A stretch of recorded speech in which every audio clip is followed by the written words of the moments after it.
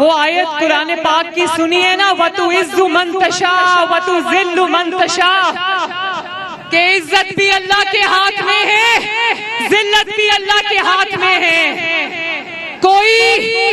کوئی نواز شریف جس کو کہتے تھے اس کی سیاست ختم ہو گئی، اس کو اللہ تعالیٰ نے لندن میں بیٹھ کر عزت دی، اور کوئی یہاں وزیر اعظم کے دفتر میں بیٹھا ہوا بھی ذلیل ہو گیا۔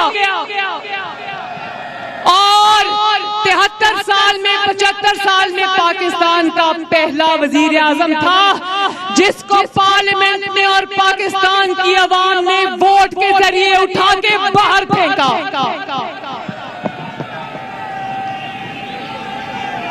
ابھی تو تمہاری نواز شریف نے لندن بیٹھ کے تمہاری حکومت ختم کی ہے نا اللہ کے فضل سے، ابھی آگے آگے دیکھنا نواز شریف انشاءاللہ تمہاری سیاست کو بھی دفن کر دے گا۔ اور ویسے تو جھوٹ ہمیشہ سے بولتا آیا، اس کا نام جھوٹوں کا بادشاہ ہونا چاہیے۔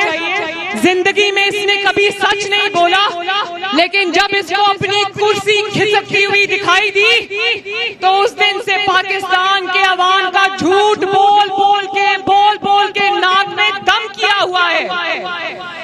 تو میرے بھائیوں بہنوں بزرگوں، ہاتھ اٹھا کے بتاؤ کہ اس کے جھوٹوں کے مقابلے میں سچ سننا چاہتے ہو نا؟